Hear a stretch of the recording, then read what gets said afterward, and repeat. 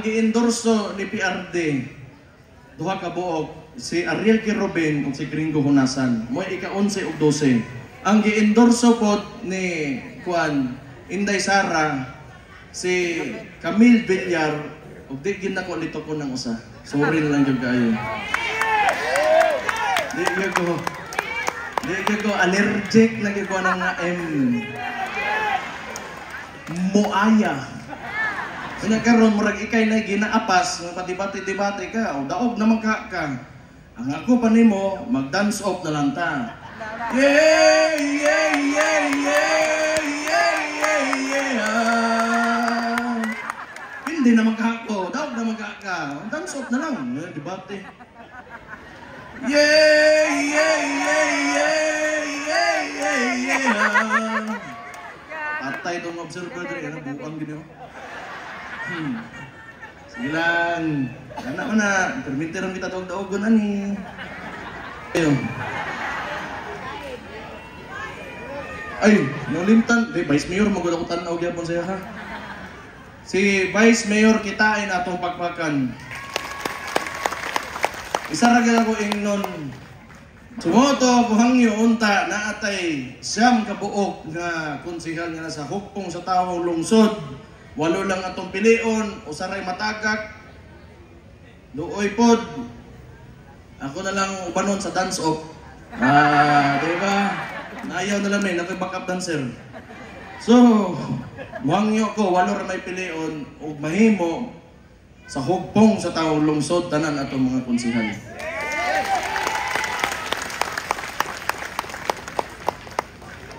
Uya ng storya eh. Pero no, balas naman eh, natay meeting di avance. Kasi ganahan mo ato dito, kita lang ta. Si PPP Party List, si Brian Lim, ang niya karon atong pagpakan eh. So, naitabo man god, natay Marino, ang PBA, ito anagin, ni Tridor na god, ang tamper, wakon tingog, wala nilaban, ang anak ma. So, karon naghimo tag PPP Party List, para nagyapon tay tulo ka congressman nga dungag pinaagi sa party list dire sa ato ang syudad. So mahimo ana kung malahos taning tulo para ka tao nga nominee sa party list magkaroon ta og unom ka buok nga representante sa Congress, no? Kung malahos na maayo ta. So dili nato kalimtan o di nato og suportahan di ay nato si Brian Lim o ang PPP Party List. So kani sila ato agyod ni pag-abot og ka ng mga sitwasyon nga kuan isog ko ni Brian. Andam nimo bogno dito sa taas para sa ato ang musuporta kang Inday Sara o kang Rodi Duterte. So di mo pagpag siguro ta awa po kami eh. Lain kayo suro na diri di ta pagpakan. Sa may kuhan sunod. Ako ang maguwang. O unsa man nagkaroon, yung giingon, ang tao gyapoy mo pili. Dagang pandaot ng gawa sa iya ka. Pero kitang tanan, tao raman ta. Naargya po sa inyong mga kamot. O nalipay mo sa iya, tanaw ninyo. Nawa sa isa ninyo. Na ako maguwang para magpapili ng inyong congressman. Karong Mayo Boso.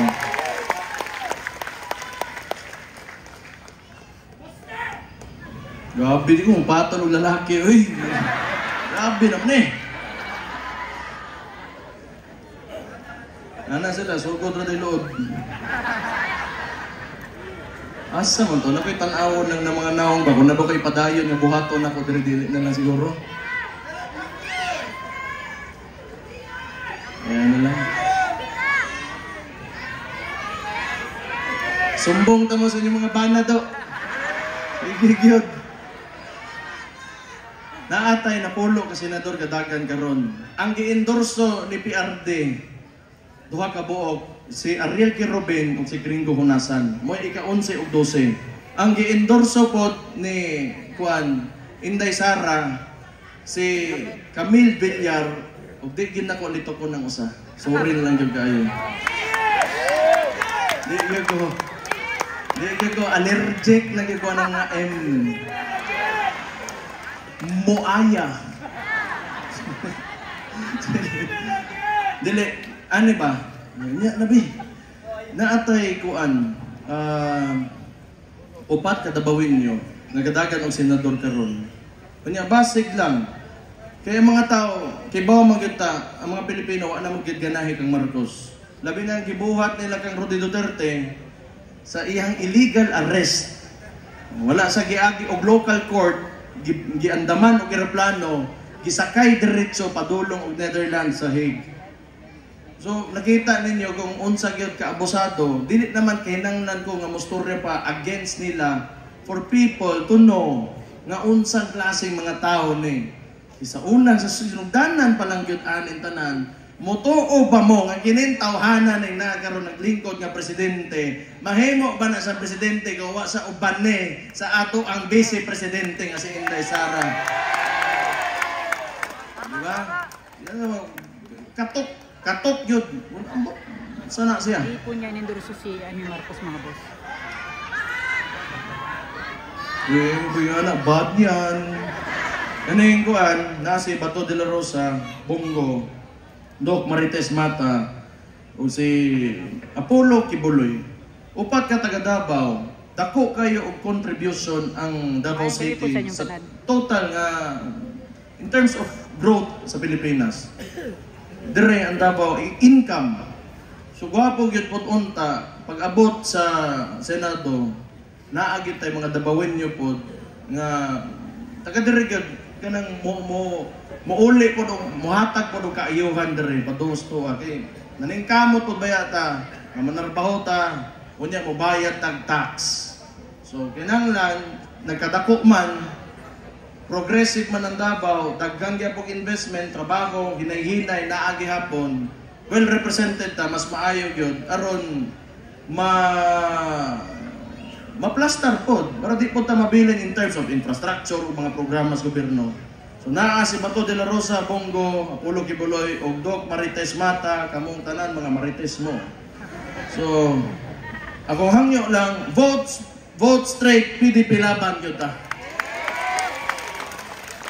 Napaday ni si Dante Marcoleta nga sa tibuok Congress, bilib po nga isog kanang lanugod ang inyong mga pilion ng mga unsa na politiko, di man tanan, pero tanaw na ko, kinanglan manultig yun. Labi magkagitag di maayo, pangit na mga practice, labi na pag-abot sa governance. Muna si Dante Marcoleta, hadlok maguna tanang congressman. Ingunaan ni maguna congressman, oh. Suntihan ta mo ha, ngano ang isa ka congressman di sa kan district, wala po sa tuwa. Pag wala na sila i-budget, wala na sila ipakita manggod ng mga proyekto. So paminaw nila, di sila pilion sa tao kaya wala sila kwarta na mapakita o mahatag. So wala sila na nahakot dito ba, niya maana ba. Pero karon manggod, asitosyon manggod na to, lahi manggod ni. Giipit na manggod ta. Unya karon, moingon sila nga, sige, maluoy ko sa mga constituents. Ngano? Tanawa po ang tanan dire, ngano ugma, mga matay, batag, wala tay budget. Self-sustaining ang Davao City sa kaniadtong panahon pa. Una-unaon ninyo, NPA-infested area ni sa una. Pakibato, Marilog, Gubot. Asa ta karon. Unya, palisuran ng kagkausa. Matuslokan ng kagamay sa imong hawak, kaya muagay dayon ka, mutaliko din ka sa imong gitungtungan ng mga kauban sa hugpong sa taong lungsod. Tanaw na ko, panahon na gyud nga maundang na pod mo diha. Di mo kibaw mo barog, politiko di ka ba mo barog, di niya mabarugan iyang tao, patay mong tanan diha. Lisod ka ayo na. Mo ni Dante Marcoleta, ganahan ko, isog manggod, mustorya gyud, bisan pag presidente o tibuok kongres ang iyang kontra, kinanglan sa mutingo, kay tanaw niya, sayop na. Nga na lang kasimple. Dante Marcoleta, inyong kalimti na. So di na po istorya ni sa tanan. Importante mo, vote straight na lang tagi. Kauban man eh. No?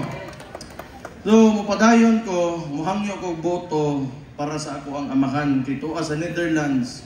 Tanaw ninyo, pangutanon mo karon mga naminaws ko tanaw ninyo okay bagha kung si Rudy Duterte mo himuon na tong mayor.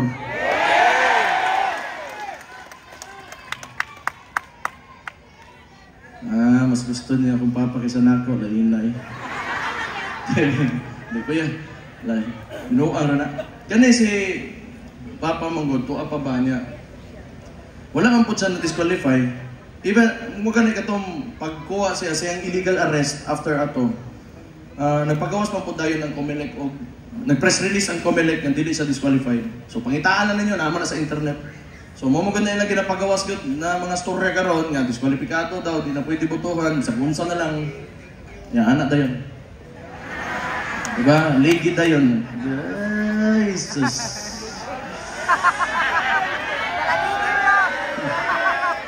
Yan ay, tama na. Baligya ko gamay sa ko galingon. Pakita lang to ko andi, palihog to mga gibuhat ko nun ako. Namaya na ba? Ikinimanggod sila. Ilang, muingon sila, wala man ay plataforma, sige naman ang pandaot. Buang na. Wala, sige, huwag kayo plataforma, pero na ko'y resulta ihatag sa inyo ha.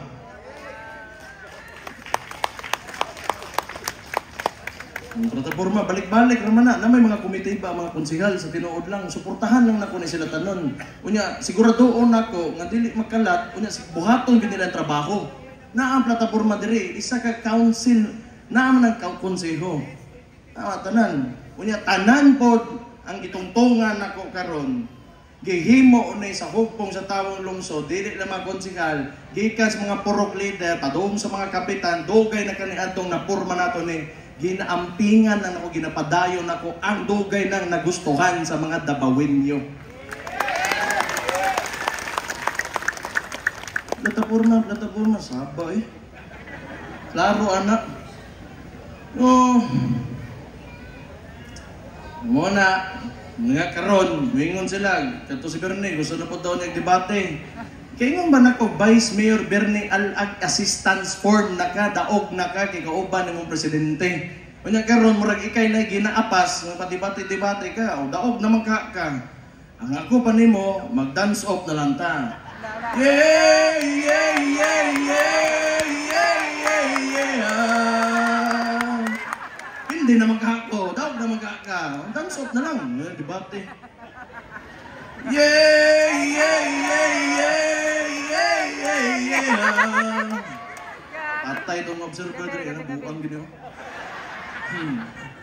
Sige lang. Anak mo na, permitiran kita daog-daogon ani.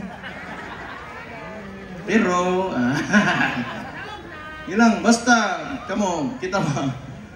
Pirmi na ta makahiusa, oo lang kita ka ng, kamo, naamang gimitere, nagpapapili mang may karong eleksyon, nanaano sa mua, siguro doon na po na ako, kadtong mayor pa ko ganiadto, nga ginatarong man mo tanang trabaho, di man mo binuangan yung salig nga gihatag po sa hugpong sa tawong lungsod. May una na eh, kaulaw, pero lang. Yung kamot yun eh. Moro to. Nahugdan ako ginon.